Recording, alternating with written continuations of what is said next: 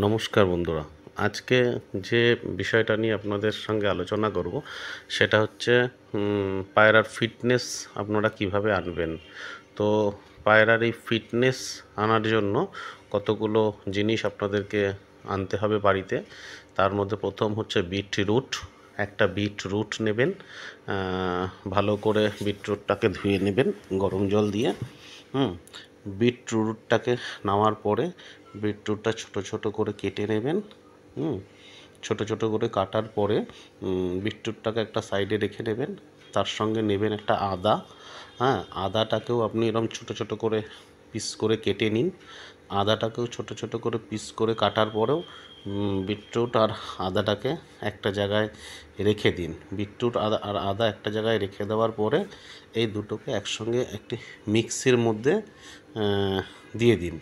আর তার সঙ্গে আপনি নিয়ে নেবেন একটা জামিনি লেবু, বা জামিনি লেবু যদি না পান মৌসুমি লেবুও নিতে পারেন। আর তার সঙ্গে নেবেন একটি জাগরি পাউডার। জাগরি পাউডার যদি কারোর বাড়িতে না থাকে গুড় আপনারা ইউজ করতে পারেন। দিয়ে ওটাকে ভালো করে মিক্সিং করে নিন। মিক্সের মধ্যে দিয়ে ভালো করে মিক্স করে নিন। ভালো করে মিক্স করে নেওয়ার পরে যদি দেখেন খুব ভালো মিক্স হচ্ছে না, জল খুব ছাড়েনি, ওখানে হালকা একটু জল দিয়ে দেবেন।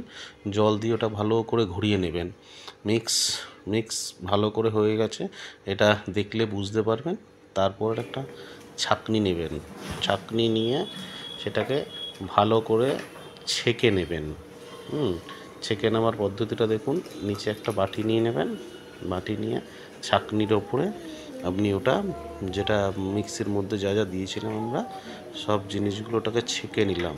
এটা ছেঁকে নেওয়ার পরে একটা চামচ নেবেন। চামচ নিয়ে ওটাকে আস্তে আস্তে চাপ দেবেন। তার কারণ হচ্ছে ওর মধ্যে যে জলীয় ব্যাপারটা আছে, পুরো জলীয় ব্যাপারটা ওখান থেকে বার করে দেবেন। জলটা পুরোটাই বার করে দেবেন। যে জলটা আছে সেই জলটা পুরোটা বার করে দিন। পুরো জলটা বেরিয়ে যাওয়ার পরে আপনাদের কাজ হচ্ছে ওটাকে একটা সাইডে এই 1-2 মিনিট রেখে দেওয়া। আর একটা কথা বলি, এই মিশ্রণটা বানাচ্ছি তার পেছনে কারণ হচ্ছে এই মিশ্রণটা যদি আপনি পায়রাকে দিন, পায়রার ফিটনেস ভালো থাকবে। শীতকালে পায়রার কোনো রোগ বিসুখ হবে না। পায়রার উড়ান ক্ষমতা অনেক বাড়বে। অনেক গুণাগুণ এর মধ্যে আছে।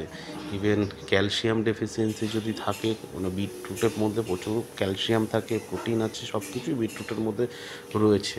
সেগুলোই আপনার পায়রা এটা সেটা পরিপূর্ণ হবে। এবার দেখতেই পাচ্ছেন যে আমি কিভাবে ওখান থেকে জলটা থেকে বার করে, দেখুন জিনিসটা একদম প্রায় ড্রাই মতন হয়ে গেছে, শুকনো মতন হয়ে পুরো জলটাই কিন্তু বেরিয়ে গেছে। এবার এটাকে কি করব, আপনার বাড়িতে যেরকম খাবারের দানা ইউজ করে দিতে পারেন। আমার যেরকম হাতের সামনে গম ছিল, আমি শুধু গমের মধ্যেই এটা মিক্সিং করে আপনাদেরকে দেখাচ্ছি। আস্তে আস্তে একটু সময় নিয়ে আপনারা গমের সঙ্গে ওটাকে ভালো করে মিক্স করে দিন। বা আপনাদের যদি কারোর দানা খাবার থাকে, সেই দানা খাবারের সঙ্গে আপনারা মিক্স করে দিতে পারেন।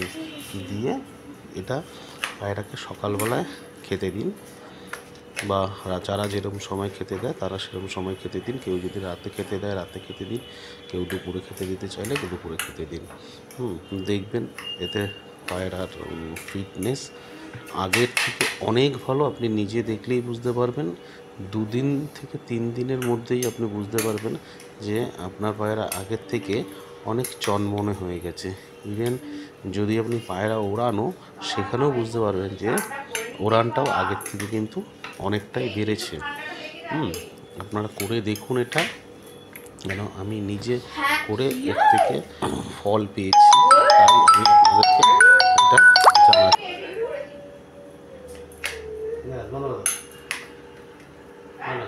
বন্ধ